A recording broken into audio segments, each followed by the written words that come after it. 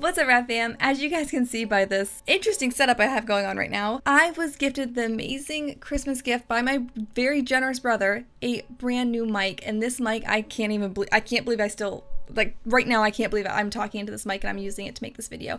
My mind is blown. It was so generous and so amazing, and my brother is so generous and amazing. Okay, I'm gonna go on a little spiel here for just a little bit before the video starts. He knows how much I love making YouTube videos and how happy I am to be back on this, my original channel, making horror content for the Rad Fam, and he has really been so supportive and encouraging, and it's meant so much to me, his support alone.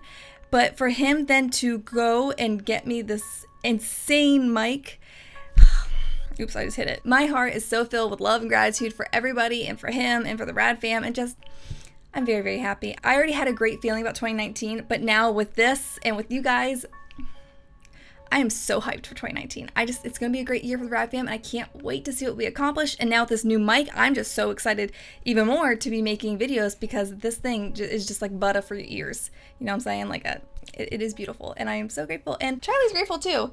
Unfortunately, this might be blocking your view of him, but he's still there. So we'll figure this out. My brother really just wanted to help me with this channel and try to improve it in any ways that I can. I feel like I'm not talking good English today. I'm also a little sick. So my head cold, my chest cold, it might be affecting my brain today. So I might not talk too good today, but I still want to make videos because this mic is so sick that I just couldn't wait. Okay, enough rambling. I'm probably going to end up rambling about this mic for quite a while. Maybe every time I make a video, because I just can't believe it's mine. Yay. But okay, on to the video. Today we are going to be exploring some real creepy Ouija board experience stories, again with the words, Kaylena. My throat, you know. I love anything to do with the Ouija board. I find it just such a cool, creepy, weird game, and instead of using the Ouija board to summon Satan ourselves, let's go read stories of what other people have done with their Ouija boards.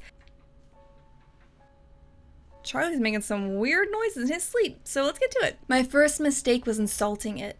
My friend had mentioned that she had one, so I asked her to pull the board out so I could check it out. At first she said no, but then agreed to do it as long as she didn't have to participate. After she had the board set up, I asked, "Is there anyone in here?" Nothing. So being a dumb teenager, I said, "If anything is in here and not talking, you're a coward." The board was put away after that. Ooh, girl, no. Have you not watched a single horror movie? You just summoned something really evil that's now very mad. Fast forward about a week later and have me sleeping upstairs on my couch. I wake up on a stereotypical stormy night. Ooh, those are my favorite to sleep in though. Thunder and lightning, wind and rain, the works. I look around to see why I woke up and couldn't see a thing, and decided to try to fall back asleep. Oh, that means that there's a demon in your room. After laying there about 30 seconds, I hear from downstairs, "Get the boy," in a very raspy, whispery voice. I open my eyes and listen. Nothing. Start to go back to sleep. "Get the boy." It was much louder this time. Then my downstairs door slams shut. I freak out because nobody slept down there and we had no drafts. No, oh my gosh. See, I called it. They awoken something very mad and possibly evil that now wants your soul, bud. So have fun dealing with that. I would actually like to know a follow-up to this, because yeah, peace. I would not be in this house anymore. I mean, I also think my house might possibly be haunted. So, you know, I always say like peace out, like to leave the house, but like realistically, you can't just like up and abandon your house, right? Like you can't, like that's a headache. There's a lot of paperwork, you get money involved. You can't actually do that. So like, I don't know what I would do in this situation if I was him. Call a paranormal investigator, maybe? Maybe that's what they should do. And then record it and put it on YouTube, because that is some interesting content that I would sign up for. I can see through the window. I mean, yeah, that's what a window's for. I was about 12 or 13 spending the night at a friend's house, goofing around with the Ouija board with him and his sister, and we were getting all sorts of gibberish, plus words spelled out. Just kind of scaring ourselves for fun, not taking it very seriously, when we got the message, "I can see you through the window." Oh, no. Shut your curtains, pull down your blinds, turn off the light, or turn them on, I guess, depending on your situation. And then, "I can see you through his eyes," or something like that. Okay, well, I guess unless you can have the person shut their eyes, there's no escaping that one. There was just a small window in the basement room where we were, and just the backyard and woods past the driveway visible through the window. We asked it more questions, and it said, "I'm under the car." That gave me goosebumps. So we somehow got up the nerve. Dumb kids. They're the first ones to die in horror movies. These kids are in a horror movie right now. So we somehow got up the nerve to go out with a flashlight and peer under the car, where we saw a huge black stray cat which was hissing. We ran inside freaking out. At that exact moment, the power failed and all the lights in the house went out.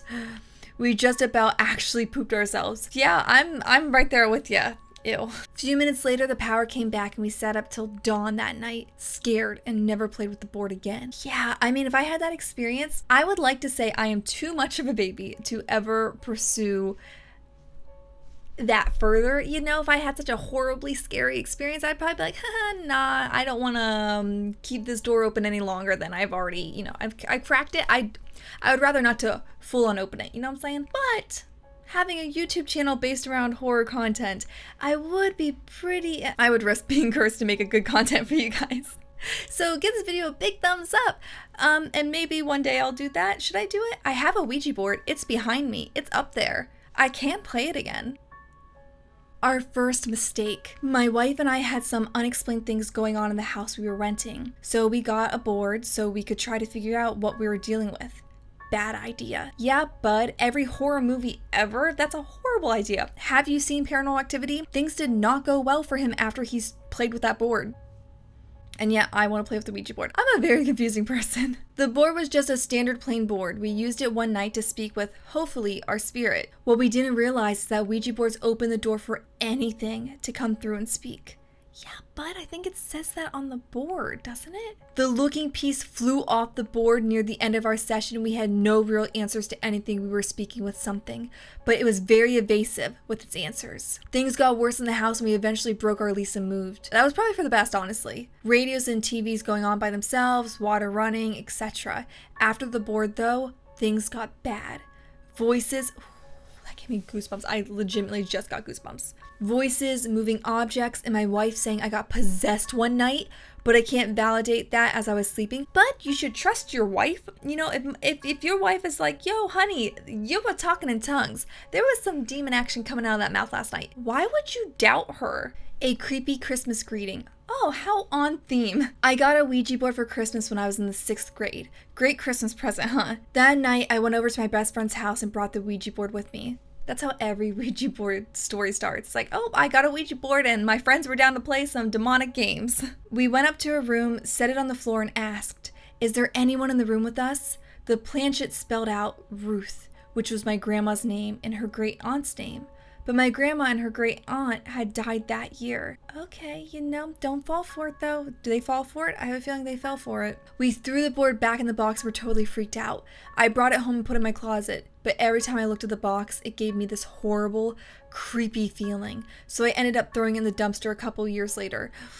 Okay, yeah, that's really creepy. The figure at the window. When I was about 12 or 14, one girl brought a Ouija board to my friend's birthday slumber party. Told ya, that's just a staple. I was pretty skeptical, but was always really curious about it, as I had never used one before. We took turns asking questions, and I just figured someone else was moving the planchette. The other girls were pretty creeped out, but I wasn't until it answered a question for me that nobody else knows the answer to. To this day, I can't explain how that answer appeared, or any of the other paranormal experiences that happened after we put the board away. I truly believe that we contacted something, and it stuck around. There was just generally a lot of small things, like footsteps above us when we were on the top floor. Oh, that gave me goosebumps. The door kept swinging open on its own, and the girl who lived there said it never did that on its own before then. The creepiest part was that a bunch of us randomly woke up around 4 or 5 in the morning, and a few girls saw a black figure walking down on the street outside the window. No, that is terrifying. Apparently one of the girls had seen what they thought was the same figure with his face at the window on the 2nd story earlier in the night. This poor Redditor user. Okay, I've had some creepy things been happening to me that I want to share with you guys why I think my house is haunted, but thankfully I have not seen any creepy faces outside of my window, because if I were, GG's, it's over. I hate to keep saying I'm out of that house, but kind of out of that house. All the scary stories, guys, like if you ever feel alone in some scary experience that you had, go to Reddit, okay? Because apparently that is just like where everyone comes to share scary stories, and then you will quickly realize your story is not that unique. And is that comforting or is that more terrifying? You decide. This one's called Dude, That's My Social Security Number. And right off the bat, that is a very interesting thing for a ghost to know, because honestly, sometimes I forget my own. I got a call from my cousin who said that he, his brother, his dad, and his best friend were using a Ouija board in their basement. Prior to starting, they took a large porcelain doll out of the room because it was creepy and placed it in the adjacent room face down on a pile of towels. Why was there a creepy porcelain doll just chilling there? I have some questions about that. Like, was it your doll? Was it a doll left behind by the previous owners? And if so, how long had you lived there? Because if it's more than a couple months, that's weird. That's weird. That's just weird. My cousin took a short break because the board was just spouting nonsense and he went to take a poop. Love the honesty. His dad and brother and his friend started asking the board questions without him. One of the questions was, who was in the other room? It just started spouting random numbers, and when my cousin came back into the room, his brother said that it wasn't working and that they were going to put it away. And he showed him the answer to the last question. He asked, and he said, dude, that's my social security number. Oh, wow. I have so many frightening things to say about this story. Okay. Moving past the creepy doll thing. Don't know why that's not more of a factor into the story. Don't you all have to be in agreement and like end the ritual in like a very specific way, or else some spooky stuff can stay behind?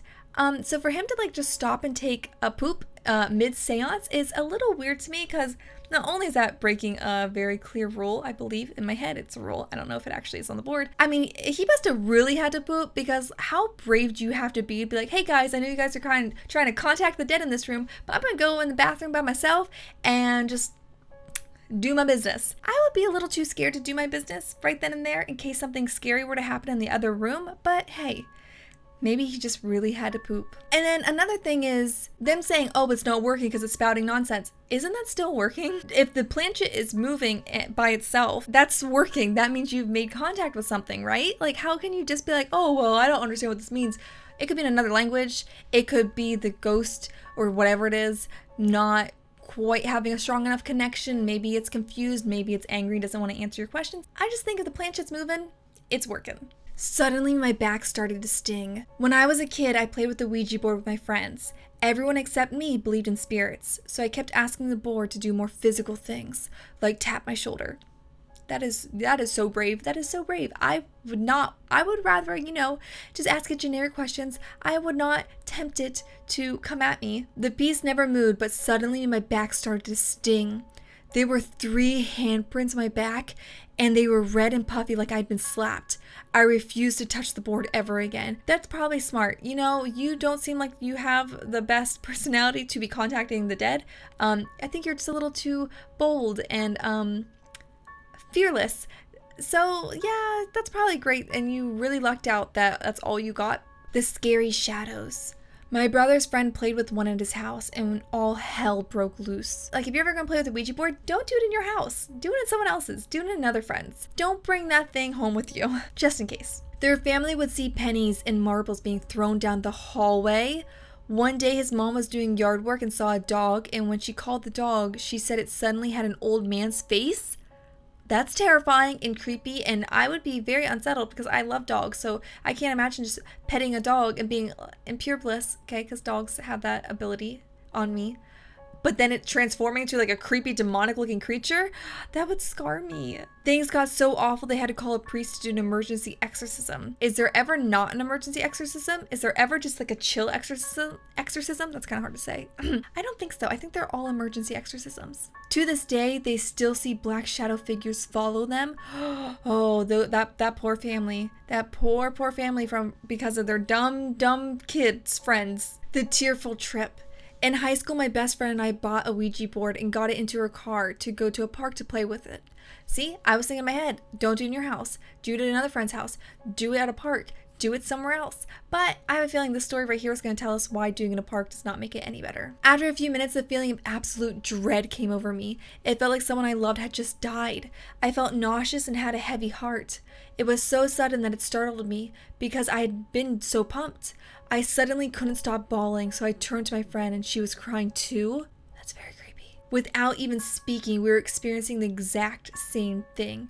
We turned the car around, and as soon as we did, the feeling stopped. It took us years to finally touch the board again, and that was to throw it out. That's so weird. They didn't even start the Ouija board seance yet. That's very creepy. Maybe like something was like watching out for them, be like, yo, you do not want to play with this, especially at the park today. Well, I hope you guys got just as terrified as I did. I am thoroughly creeped out, but also slightly more intrigued to play with the Ouija board. If you've ever had like a creepy Ouija board experience, definitely leave it down in the comments below. I want to read more, and it'd be really cool to be able to make videos based off of your guys' own story. I would really like to incorporate more like rad fam suggestions and like personal stories into this channel, especially in like 2019. So yeah, if you guys ever have a story of your own related to a topic that we cover, definitely leave it in the comments and I will try to stockpile them until I have enough to make them into videos. So until next time, keep it the radness, and I'll see you guys real soon. Bye! Say bye, Charlie. Hopefully you guys can see him because he's looking very, very cute.